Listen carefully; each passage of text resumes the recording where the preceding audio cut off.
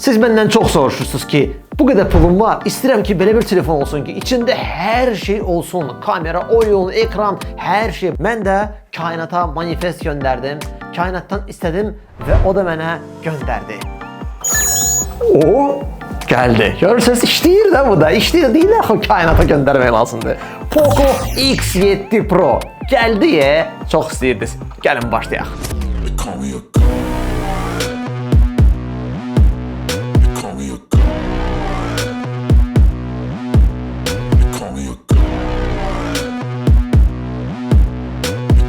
Poco markasını da elə çox adam elə ona görə alır. Doğrudan da belədir ki, içində hər şeydən olsun, telefon super işləsin, sürətli olsun və müasir olsun və eyni zamanda pulumuz da az çıxsın.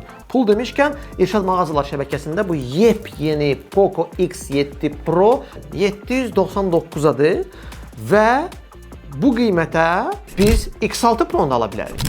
Amma X6 Pro olacaq 12512 bu qiymətə. Bu isə 8256. Nəyi var, nə yoxdur, nəyi yeniləyiblər və nəyi yaxşı eləyiblər, nəyi isə X6 Pro-dan daha da zəif eləyiblər. Hətta belə şey də varmış. Gəlin bir-bir başlayaq.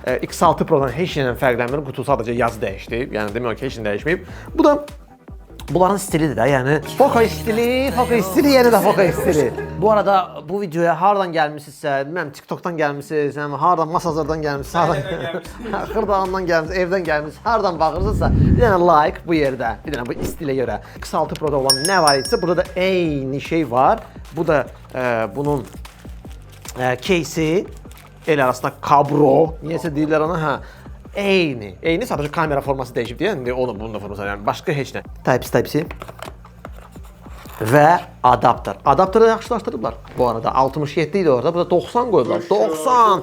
Hyper Charge yaxşıdır, əla, buna like. Dizayn, nə demək olar? Dizayn kəskin dəyişməyib, bizdə düzdür dəyişiklik olan bir rəngdir. Çünki yəni buranın sarı qarası oranın sarı qarasından xeyli fərqlənir. Ümumiyyətlə orada nə var idi bir dənə kamera, onsuz da indiki telefonların kamerasında fərq ancaq belə formadadır. Bir belə gəp belə qoyurlar, gəp belə qoyurlar, gəp belə qoyurlar. Orada X6 Pro-da bir dənə əlavə bir dənə kamera var idi, makro kamera mənasını daşıyan bir balaca bir dənə belə bir şey var idi. Burada belə bir fantastik bir fərq yoxdur. Yəni də yekə belə qlazoklar, kamera qlazokları o gözlükləri var. 2 ədəddir.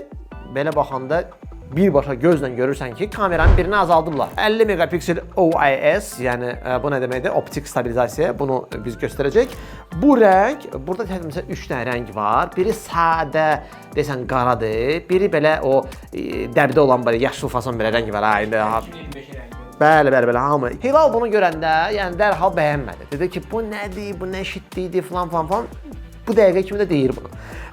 Amma indi bu zövq də məsələsidir. Məsələn, Hilal kimi siz də bəyənmədiniz belə bir şeyi, 2 rəng belə, yəni sizə də uyğunsuz kimi görünür, yazın şərhlər. Burada süni dəri deyiliblər, amma bir dənə şey də var ki, yəni yola verməyiblər də, sarı qara yox. Burada təkcə rənglə fərqlənməyib. İndi yaxından kadrlarda görəcəksiniz ki, fakturası da fərqlənir. Yəni qara hissəsinin naxışı, dəri naxışı başqadır, sarıda isə xəttlərdir. Yəni maraqlıdır bu detal. Bu biraz da yəni adamlar işləyiblər də. Yəni bir var ki, yola verdi. İndi sən də dizayner kimi özün görürsən də bilirsən də bu. Və yola verdi, sadəcə xırt çəkdin ortadan bir dənə xətti. Amma yəni bahalılıq qatmaq istəsələr də əlində çıxanda görürsən plastikdir. Bildiyin plastikdir. Burada 2 dinamikdir, stereo səsləri gəlmişkən 2 tərəfdən səs gəlir. Burada sim kart hissəsi 2 dənədir. Yaddaş kart yeri yoxdur, qulaqlıq yeri yoxdur. Biləsiniz ki, yəni bunu artıq bildirirlər ki, bu artıq ancaq ucuz telefonlarda qoyuruq da bunu. Ekran təbii ki, əvvəlki nəsilləki kimi OLED ekrandır, AMOLED ekrandır. Ona görə də burada ekranın hər şey qaydasındadır. Təbii ki, çərçivələr var, bu heç. 120 Hz-dir. Bu da smartfon Android 15 üzərində işləyir və əlbəttə ki, HyperOS 2-dir. Xiaomi'nin özünün sistemidir. Hansını ki, mən sevirəm. Çox sevirəm. Niyə görə sevirəm? Həmişə bunu deyirəm, bugün də deyirəm. Bu smartfonda açdım. Nə çıxdı? Gəl sənə bir dənə 50 dənə proqram yükləyək. Dedim ki, yox, qurbanım sənə. İstəmirəm. Saxlayın özünüzə. İşlədərsiniz. Qalsın. Quşlar hamısını yığışdırdım. Setup elədim. Açıldı.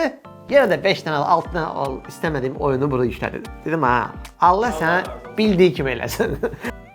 Menyu, bax burada qaldıran kimi açılır. Bu sistem xoşuma gəlir əslində. Bu hop, belə bütün proqramlar burada var. Yəni sağa sola eləmək də olar, amma əsas burada yuxarıda var. Prosesor bu smartfonun X6 Pro-dan ən əsas təqdim olunan yeniliyidir. Çünki orada MediaTek Dimensity 8300 Ultra idi. Burada MediaTek Dimensity 8400 Ultra-dır.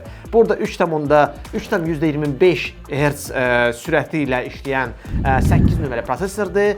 4 nanometrli prosesordur. Ən müasir texnologiyalarla deməli hazırlanıb. Çox da sizi yormayacağam ballardan. Sadəcə müqayisə üçün deyim ki, bu Snapdragon'ın 8 Gen 2, yəni 2 il bundan əvvəl flagman olmuş prosesor var ha. Bax, ondan təxminən müqayisə olunan, güclü olan məhsullarla müqayisə olunan bir çipdir. Ona görə də bilin ki, bu zəif çip deyil. Sürət, dediyim kimi, bizdə olan 8256-dır. Yaddaş sürətlidir. LPDDR5X-dir. Ən demək olar ki, yeni nəsil operativ yaddaşdır. Hilal, zəhmət olmasa, PUBG Mobile bu smartfonda hansı keyfi yaşadan sən burada, hansı sürəti əldə etdin? Belə deyim də, telefonun ilk əlimə alanda xoşum gəlməsə də, amma PUBG yaxşı nəticə verdi. Ultra HD ayarda açdı, qrafikalar əla idi. Qızma o qədər hiss olunmadı, amma hiss olundu ki, biraz əziyyət çəkdi. Ay, yağ kimi açır, yox, bir şey yoxdur. Mən X6 Pro-da aldığım həzzi bundan ala bilmirəm. Deyirsən ki, X6 Pro-dan sonra X6 Pro sənə daha sürətli gəldi. Bəli. Halbuki bu rəqəmlərə qalanda necə düz gəlmir. Çünki bu X7 Pro-nun balları da yuxarıda, Antutu'da X6 Pro-nun çipindən və bu da daha yüksək məhsuldarlıq olmalıdır. Smartfonun batareyasına qalanda isə burada yəqin ki, artıq Hilal da mızqıya bilməz. Çünki burada nə deyəsən, 5000-dən 6000-ə artırdılar. Bu da yaxşı bir şeydir. Hə, yəni ki, orada nə deyəcəksən ki? Mən sakit duraram. Burada nəsə deyə bilərsiniz. Yox, burada bir şey sakit duraram. Həm 6000-dir, böyütdülər batareyanı, həm də ki, hypercharge sistemi daha da gücləndirilib. Artıq naqilli şarj burada 67 yox, 90 watt çatdırılıb. Naqilsiz şarj yoxdur. Bunu qoymurlar. Yəni elə şeylərə qənaət etməli olurlar. Mən bir çox əylərə baxıram, internetdə bu smartfon haqqında videolara baxıram, testlərə, X6 Pro ilə müqayisələrə baxıram və görürəm ki, həqiqətən də artım wow deyil. Yəni biləsiniz ki, X6 Pro-dan buna X7 Pro-dan işli keçməli olsaz, inanın ki, siz heç bir wow yaşamayacaqsınız. Heç wow-nun axırda V-sı olmayacaq. Amması var ki, HyperOS-dir. Bu da MIUI-in varisidir. Ona görə də yəni burada hər şey ola bilər. Məsələn, bax bugün telefonu test edərkən, hələ yüngülvari biraz çəkiliş edərkən nəyə fikir verdim? Bir dənə baxın bu videoya. Deməli, Poco X7 Pro ilə video çəkmişəm. Elə bu telefonun özü ilə bu dəqiqə çəkdim. 30 saniyəlik video çəkdim və girdim ki, baş ayaq çəkmişdim. Girdim ki, fırladım. Sadəcə belə də 180 dərəcə videonu fırladım və save elədim.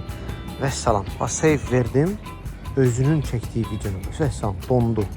Deyə bilərsiniz də bir dəfə olan şeydir də, yox.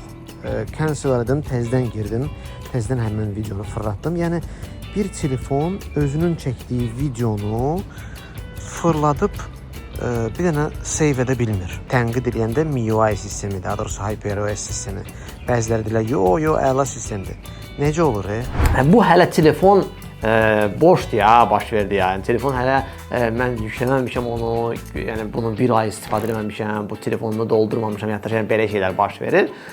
Ona görə də nə bilim, yəni doğrudan da S seriyasından və ya iPhone-dan sonra belə telefonlara baxanda onları istifadə etmək, doğrudan da günləri istifadə etmək çətin olacaq. İndi kamera var yoxsa yox, indi buna keçək. Yəni özümüzü aldatmayaq. Yəni Poco'lar o demək deyil ki, kamerası da flagman səviyyəsində olacaq. Yox, bu deyil. Və həqiqətən də burada da biz nə görürük? Birincisi, kameranı azaldıblar. Nə ediblər? Götürüblər burada artıq makro yox və yaxınlaşdırmaq, yəni televik deyirlər də ona, zoom kameranı artıq bunu da çıxart dedilər. Bunu da kəs, onu da kəs. Nə ediblər? Ancaq saxladılar əsas kameranı, 50 megapikseldir. Yeri gəlmişə kamera dəyişib. X6 Pro-da OmniVision kamerası da burada Sony sensorunu qoyublar və geniş bucaqlığını saxlayıblar. Yəni hesab ediblər ki, makro və yaxınlaşdırma burada bizə lazım olmayacaq. Ona görə də burada yaxınlaşdırma rəqəmsal yaxınlaşdırmadır. Bu bir. Optik sabitləşdirmə var, amma optik sabitləşdirmə X6 Pro-da da var idi. Yəni o da demək olar ki, dəyişməyib və müqayisədə ciddi bir fərq yoxdur. İndi stabilləşdirmə sistemi necə işləyir, onu göstəririm. Videoda çəkmişəm, onda baxa bilərsiniz. Poco X7 Pro-nun əsas kamerasında optik stabilizasiya var. İndi pləkanla düşüm, görün, siz də baxın. Ümumiyyətlə ritmik belə gedəcəm və siz də baxın, görün. Optik stabilizasiya işləyir, yoxsa yox. Sadəcə əlimdə tutmuşam telefonu. Ritmik gəzirəm. Heç bir stabilizatordan istifadə edirəm. Sadəcə telefonun özünün stabilizasiyası necə işləyir. Əsas kamera doğrudan da pis çəkmir və videonun nümunəsinə gəlin indi baxaq. Poco X7 Pro-nun əsas kamerasında stabilləşdirmə sistemi var. Gəlin yoxlayaq. İndi bax, ritmik gedirəm. Çox ritmik gedirəm. İndisi qaçacam.